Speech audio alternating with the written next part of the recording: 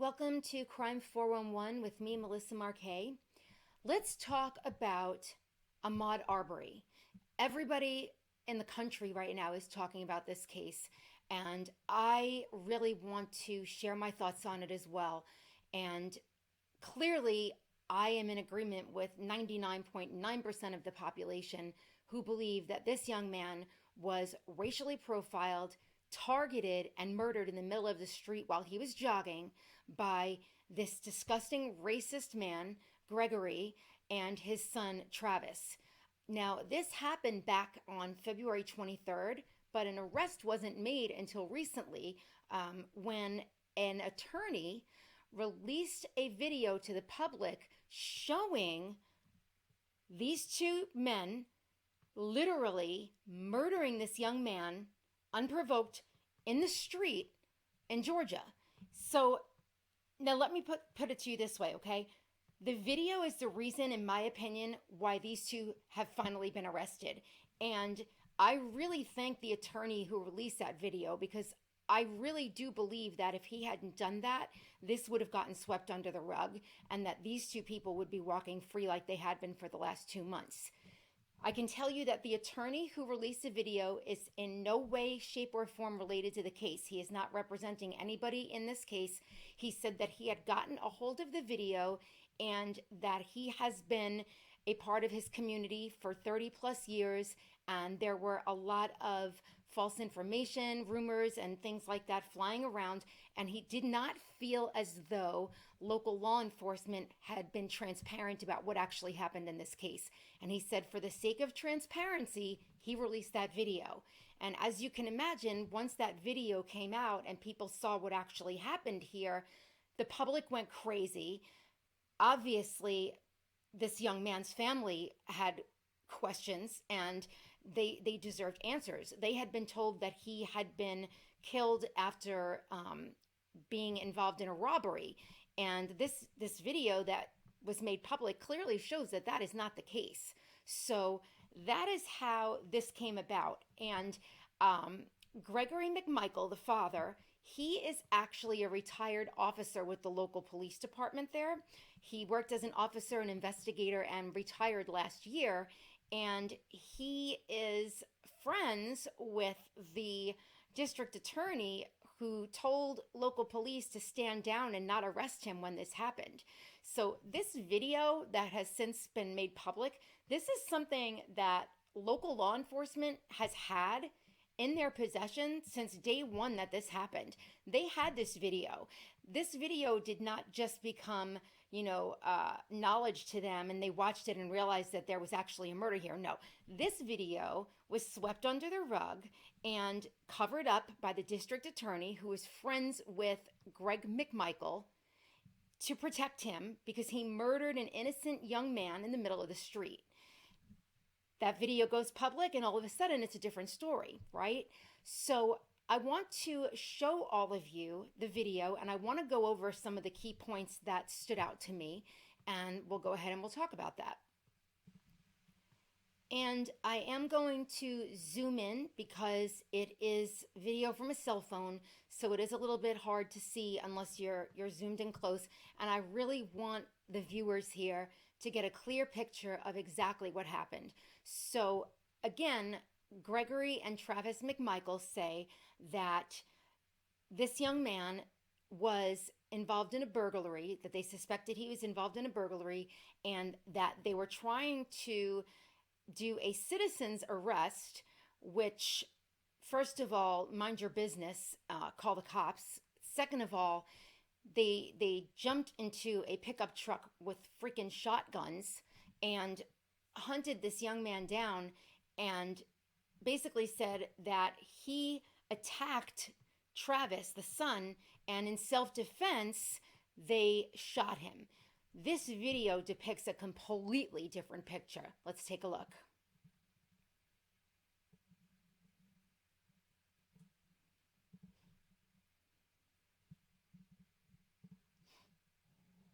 This cell phone video captures the final moments of Ahmaud Arbery's life while he was jogging through this Brunswick, Georgia neighborhood in February. Arbery was confronted by Gregory McMichael and his son Travis. twice with a shotgun before the 25-year-old collapsed and died. Arbery's mother, Wanda Jones. Proves that my son was not committing a crime. He was out for his daily jog and he was hunted down like an animal and killed. Gregory McMichael was the only witness in the police report. He told investigators he thought Arbery was a burglary suspect and ordered him to stop. McMichael then said Arbery violently attacked his son, and the two fought over the shotgun before Travis shot him twice. At the time, no charges were filed. Attorney Lee Merritt represents Arbery's family. Nothing else after that video today. Both of the McMichaels, Gregory McMichael and Travis McMichael, should be behind bars. McMichael is a former law enforcement officer who used to work for the local DA. Due to conflicts of interest, the case is now on its third prosecutor, who says he will ask a grand jury to bring charges. I'm hoping I'm going to pause right here for a second. I'm going to go back to that this. Let me go back all here. hands involved. Has surfaced of an African who says See he was here. just out jogging. Take a look Here's here the again. Let's video watch this is again. Here's CBS's Omar Villafranca. Now, they said that they chased him This cell down. phone video captures the final Watch moments this of here. Ahmaud Arbery's life while he was jogging. Now, first of all, I'm going to pause. Clearly, you can see in that video that this young man is not running from a crime. He's not taken off at full speed. He has nothing in his hands. What did they think that he robbed? He's not holding anything. What did he rob? Air and take off down the street? No, clearly he is jogging at a medium pace. Okay, so let me go back here. Now, they say that they jumped in their truck and they followed him. However, when you look here at this video, here he is, he's jogging, okay? That truck is stopped in front of him.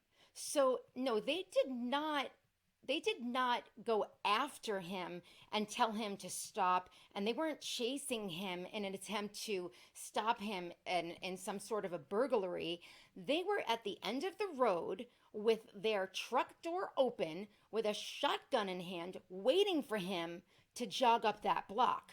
They were not chasing him down. They were in front of him. They had enough time to get in their truck, drive up the end of the road, put the truck in park, get out, and be literally in the street with a shotgun by the time that this young man got to that cross street there. Now, if you're chasing somebody in a burglary, that is happening in real time, and that is happening fast. That is not giving you enough time to run down the street and get ahead of this person who's running away from robbing a home. So let's keep going. Jogging through this Brunswick, Georgia neighborhood in February. Arbery was confronted by Gregory McMichael and his son Travis, who shot Arbery twice with a shotgun. Pause again.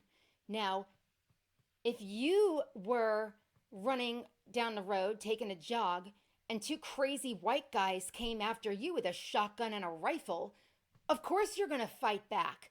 Now, they're saying that he attacked Travis. No, he didn't. He clearly was going for a jog. This guy jumps out in front of him with a shotgun. I mean, what do people expect him to do? Just stand there? Of course he's going to do something. Not to mention the fact that racial profiling is a very real problem in this country. He's a young black man jogging down the street when two crazy white guys jump out with guns. What is he supposed to do? Stand there? Get shot? Of course he fought back.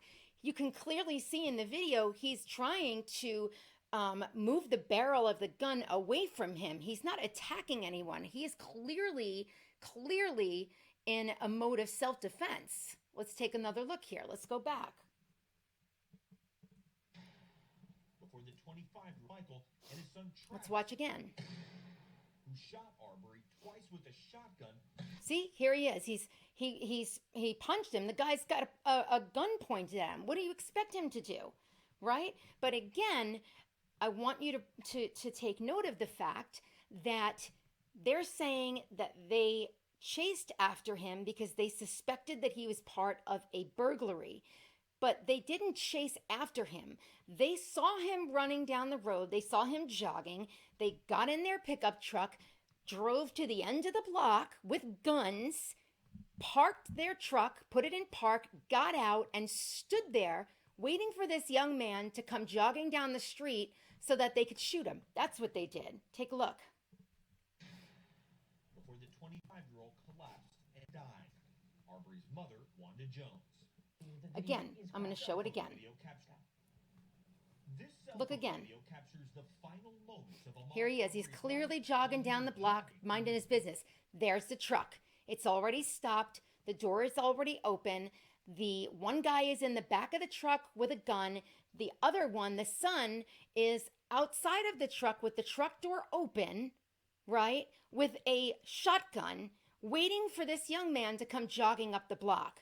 They're not running after him, okay? This is premeditated. This is clearly premeditated. As for the person who was videoing this, I'm sorry, but he says he came forward that day and he was also in pursuit of a burglar. You don't just stand there with a video camera and watch somebody get murdered. What the hell are you doing? Brunswick, Georgia neighborhood in Again, February. jogging down the block, and the guy is already standing there. Watch. And his son Travis, Watch again. Let me go back just a little bit. who shot was confronted. What? Go back a little bit. Georgia There we go. Here we go. Look, see? Right here. He is already standing outside the truck when this young man comes jogging down the street. Now, let me ask you a question. If you just robbed somebody or were in the middle of committing a burglary and you see two crazy people coming after you in a truck with shotguns, are you going to go running up to their vehicle? Heck no. He had no idea that these two people had hunted him down like an animal, waited for him in the middle of the street so that they could kill him. And that's what they did. Neighborhood in February. Arbery was confronted by Gregory McMichael and his son Travis, who shot Arbery twice with a shotgun. Again, look, here you go. Clearly, okay, Arbery's on the left with the white t-shirt. Travis is on the right. He's got a huge shotgun pointed at this young man, a young black man who, I'm sorry, but like I said, racial profiling is a very real problem. So you think he was scared? Heck yeah, he was scared. He would have been scared if he was a young white man. But being a young black man in that situation, I guarantee you his heart was racing out of his chest. He went into self-defense mode and they murdered him. This is exactly what happened. I have watched this video countless times. And like I said, these folks had enough time to get in their pickup truck, drive to the end of the road, put the truck in park, get out and stand there and wait in the middle of the street for this young man to come jogging up. They weren't going after him. They were waiting for him to kill him. Gun before the 25-year-old collapsed and died. That is clearly what happened here. And anybody who says different is I don't know what. They're not looking at this video and seeing it for what it is. So here we have this young man who is murdered and literally hunted down like an animal in the middle of the street, okay? And you've got this retired officer investigator, Gregory, who is friends with the DA, right? And they put together this report and they say based on the evidence that they've seen, that Arbery, he had attacked Travis and it was self-defense, and that there was no reason to arrest them, and that, basically they didn't have enough evidence to warrant an arrest, yada, yada, yada, yada. Well, thank God that Ahmaud's mother had the wherewithal to recognize what was going on here. And she came forward and she said, you know what? She said, I want your office, I want this office off of this case, because there's clearly intertwined friendships and conflicts of interest going on here. The fact that this man had worked at the police department there with the district attorney who prevented him from being arrested spoke volumes. Well, we also found out later that when this young man was in high school, Greg was one of the officers that was responsible for an arrest that he made back when he was like 19. He apparently had brought a gun to school, didn't do anything with it. He brought it to a football game, and he was arrested for that. Now, let me point something out here. The district attorney's office said that Greg and Travis, they had a right to have a gun, a gun without it being, put away, because in Georgia, that's not a crime. Okay, why then was it a crime when this young man had a gun? He didn't even shoot anybody and he got probation. They killed a man and they didn't get arrested until the video went public. So why does the law apply to this guy, right? He gets arrested for having a gun in a state where it's legal, yet the two people who shot and murdered him, they were allowed to have a gun in the middle of the street because that's the rule, that's the law in Georgia. That makes no sense. So that stood out to me also. That really bothered me. Now again, I want to point out that the original story that Gregory and Travis gave was that they believed that Arbery was running from a burglary. They said that he matched the description of someone who had been breaking into homes in the area and had been caught on camera. Well, for one, there were no robberies reported for 7 weeks before this happened, so that's a blatant lie. For two, when we listen to the first 911 call, I want you to listen to what the dispatcher asks and what is stated. Now, I don't know who actually placed this 911 call, but it is very, very telling. So I'm going to go ahead and play that here too. Just a second. He's done back when he's done run backwards in everything. Let me go back. Brunswick Communications Operator Smith. Hey, I'm about to still tour. Okay. Right place out here, there's a guy in a house right now. Is that house under construction? Okay, do you have your address or that house's address? Right at 20 Priscilla Drive. And you said someone's breaking into it right now? No, it's all open. It's under construction, and he's running right. You said somebody's breaking into it right now, and he said no. It's all open. It's all under construction. And he's running right now. Okay? Listen again. Yeah, there he goes right now. Okay, what is he doing? He's running down the street. What is he doing? He's running down the street. Listen. Oh,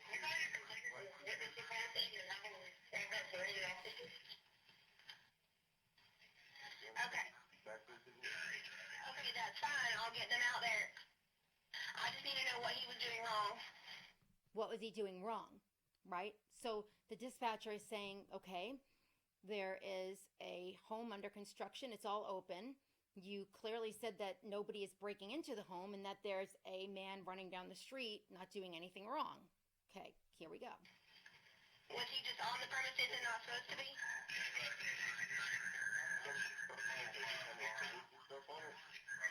And he's been caught on the camera a bunch before at night. He's been caught on camera a bunch before at night. Now, caught on camera doing what? Jogging in the neighborhood? Because no robberies had happened. Okay? Nothing. Kind of an ongoing thing out here. Kind of an ongoing thing out here. The guy's running in the neighborhood. Major problem with that. In the house, he's got heart issues. I think he's not going to finish it. So. Okay, that's fine. And you said it was a male in a black t-shirt? A white t-shirt, black guy, white t-shirt. And he's done back when he's done run backwards in everything. Running through the neighborhood. Where's the crime here? I'm still not seeing where the crime is. He still hasn't answered her as to what is he doing wrong. Was he on the premises and he wasn't supposed to be? He said he's just running through the neighborhood.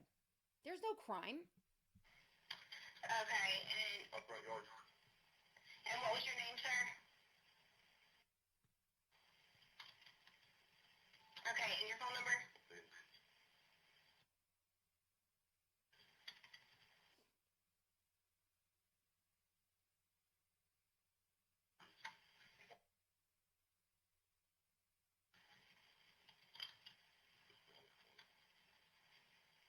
Okay, I'll go ahead and put it in and have somebody come out there and check it out, okay? Thanks. Check what out? A guy jogging through the neighborhood who didn't break into an open home that's under construction and wasn't on premises that he wasn't supposed to be on, but he's been seen running at night? what are we checking out here? Okay, so I mean, clearly this call said, they said, is he breaking into the home? And he said, no, it's all open. He's running through the neighborhood. Okay, there's nothing happening here. Okay, nothing. I'm going to go to the second 911 call that was made a few minutes later, because that one is just as frivolous as the first one. So let's go to that. Let's go to that second 911 call.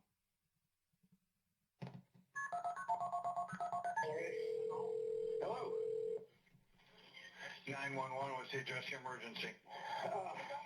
I'm out here at Satilla Shores. There's a black male running down the street. Satilla, where at Satilla Shores? I don't know what street we're on. There's a black male running down the street. Okay, so? Stop, that's it. Is it? Stop. Travis. Now, here's the other question that I have, and I didn't really even think about it till now, but usually if you're jogging, a lot of people are listening to music. I'm wondering if he had ear pods in, right? First of all, even if somebody's yelling at me, stop, and they have a gun, I'm probably going to keep running because that's scary. But I am curious also, did he have ear pods in that maybe he didn't even hear these people coming up, at him like that? And, you come running around the side of a truck and there's a white guy with a gun in your face. That's some scary stuff, right? But I can't answer that question right now. I don't know if he had ear pods in or not, but let's keep going with the phone call. Sir, hello, sir. Sir, where you at? Hello? Hello? Now, this is a 40 seconds into a 2-minute phone call, and the caller, who I personally believe was probably Greg, although I can't say for sure, never comes back, okay? So that leaves about 120 seconds, right, of dead air time. And like I said, these two got into a truck with guns, drove to the end of the block, put their truck in park, got out. One jumped in the back or was already in the back, the bed of the truck. And Travis gets out, and he's in the middle of the road at this point with a shotgun, and they're waiting for him to come jogging up the street. Still, in both of these 911 calls, there has not been anyone who has said what this young man had done wrong. All they say is that he's running down the street. There's no crime. They say that without saying it because the 911 dispatcher asked, what is he doing wrong? And they couldn't tell him. There wasn't anything he was doing wrong. So, I mean, why not say he just robbed a home, or he was in the middle of a burglary and we're chasing after him? No. All they said was there's a black man running down the street. So here's the rest of the phone call.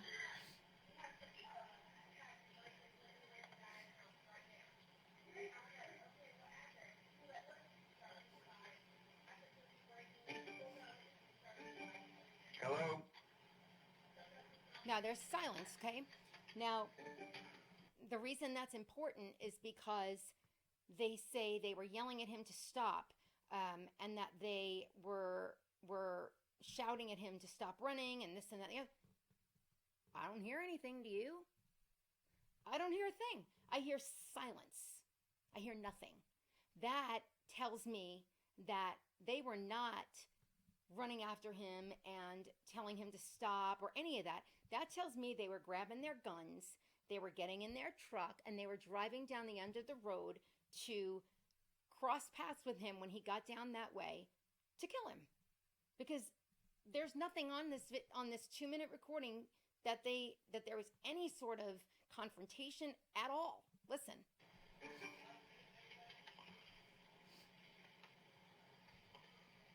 All you hear is the 911 dispatcher typing and saying hello. Listen.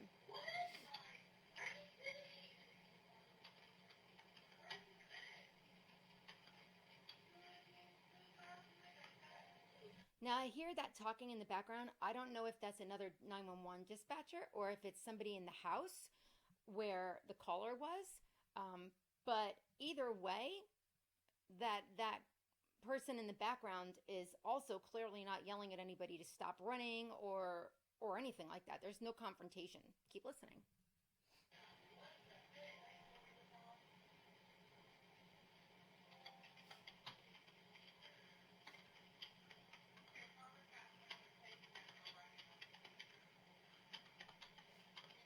Minute 37, still nothing. So that's a full minute, okay? That's a full minute that the person who called 911 made no sound at all, had nothing on the phone line to indicate that there was anybody attacking his son, nothing. Dead silence.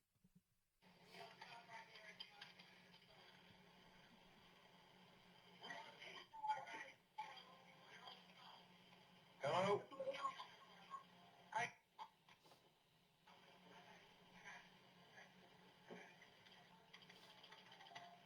And at the 2-minute mark, that is when the 911 dispatcher disconnects the call. Okay? So, again, first caller calls in. The 911 dispatcher says, is he robbing a home? Is he breaking into a home? And he says, no. It's an open construction site. They say, okay, well, what is he doing? And they say he's running through the neighborhood. He didn't say he's on the property of the construction site trying to break into anything. No, he said he's running through the neighborhood. Dispatcher again says, okay, that's fine, but I need to know, what did he do wrong? To which there's no answer, right? Second 911 call comes in a few minutes later. And that's another thing that's interesting. The first 911 call was made at 1:08. Okay? This is also really important. Listen here.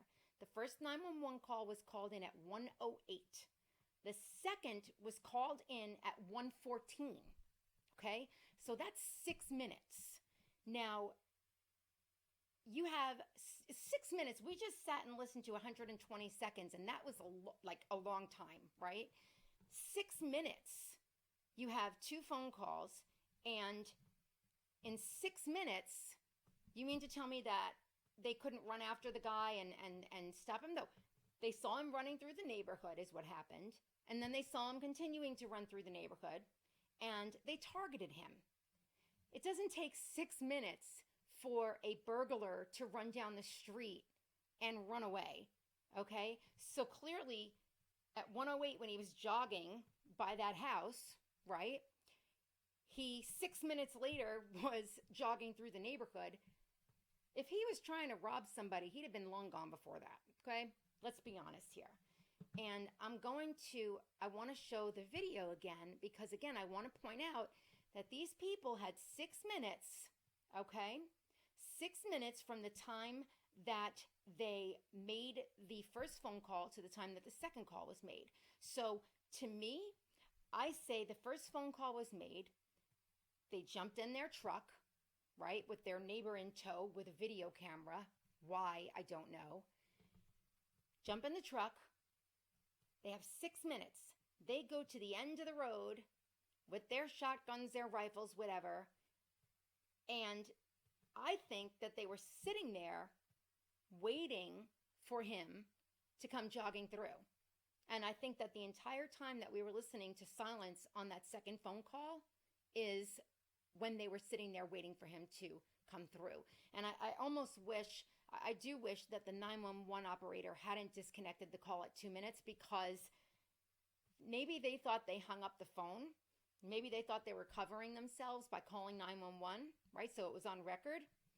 Because keep in mind, this is an investigator who's retired, right? So he knows how to play the game, and he knows what needs to happen here. Let me call 911.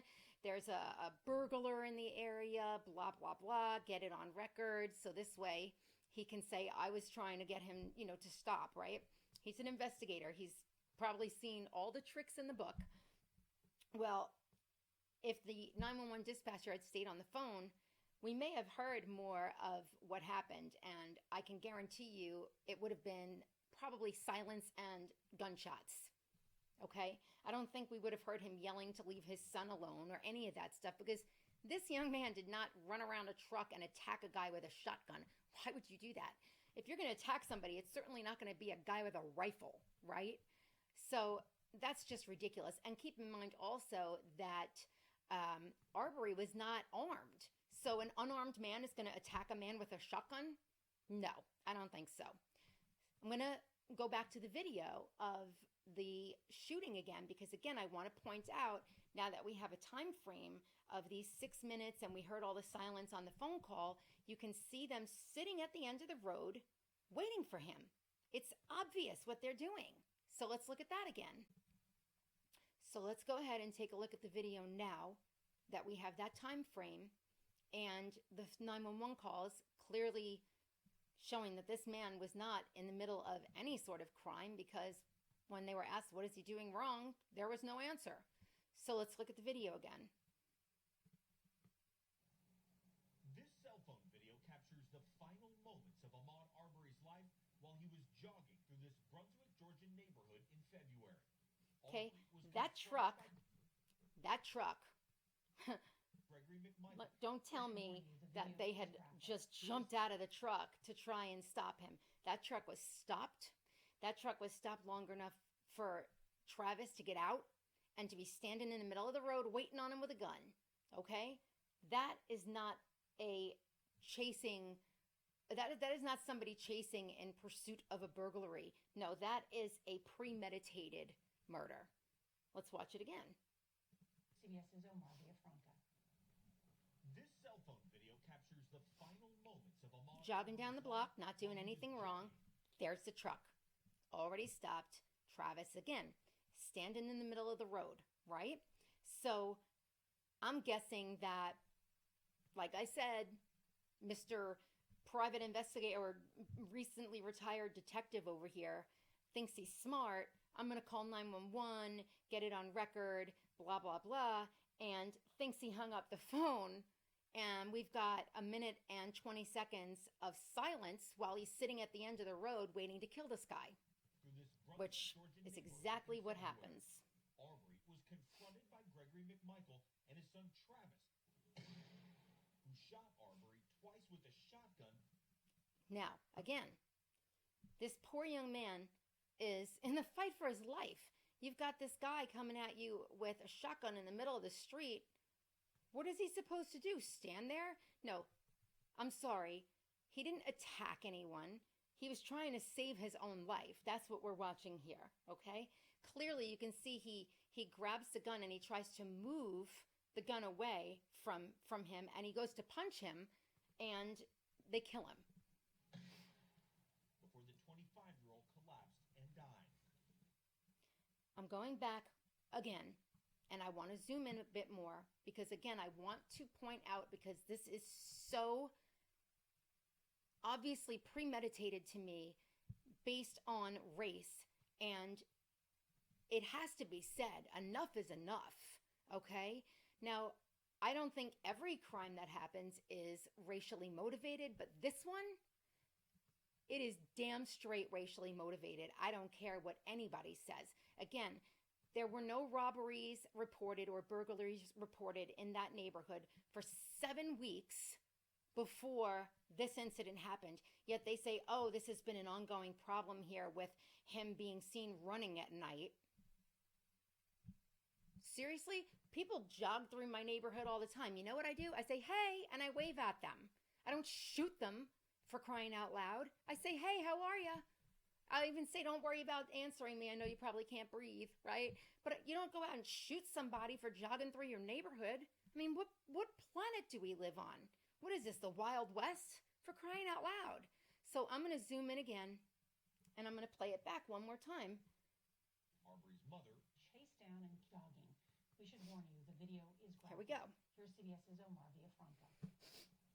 This cell phone video captures the There we final go. moments of Ahmaud Arbery's life while he Now, you can see the pace that he is jogging. This is clearly not a man who is running away from committing a crime. was jogging through this Brunswick, Georgia neighborhood You run up and you okay. They said he ran around the front of the truck, okay? I would too. Let me go back because this is really also very important. Watch. If you come up on the end of a street and you see a pickup truck with two crazy white guys in there, one of them standing in the middle of the street with a shotgun aimed at you, right? You're not going to run to the left where the guy with the gun is. You're going to run to the right and go around the truck, right? Which is exactly what he did.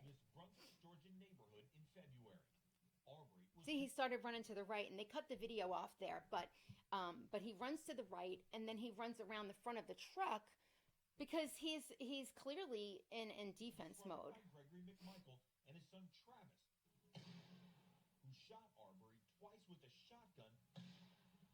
It's insane. This entire situation is absolutely insane. There's no words for this.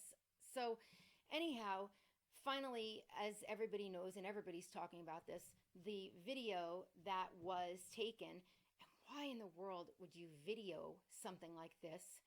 I just have no words. There's just no words for this. Anyhow, that video, which the local law enforcement team had in the beginning of all this, it went public, and that is the only reason why these two were arrested. And that right there tells us that there is a major problem with corruption in the legal system, within law enforcement. The officers that investigated this crime when it happened said that they had enough evidence to make an arrest, and they were told not to by the district attorney, who is friends with the father. The local commissioner told the reporters that he was told to stand down by the district attorney, Jackie Johnson, who is the district attorney that worked directly with Greg McMichael before he retired from the police department. So they're saying, oh, there's no friendships at play here. We're not friends. But this picture says otherwise, does it not? That's Jackie Johnson, the DA, with Gregory McMichael, and apparently somebody's getting some sort of award that they don't deserve. But that is the district attorney who tried to cover this up for her friend and sweep this under the rug, knowing that this young man was shot like an animal in the middle of the road. So that basically is really what I wanted to go over in this video. I will definitely continue to follow this case and update, but please feel free to leave your comments. And for anybody who is wanting to tell me that this was not a racially motivated crime, please do yourself a favor and save yourself the trouble. We're going to not agree on this, no matter what you say. Again, I am Melissa Marquet with Crime 411. I want to thank you for using us as a source of information.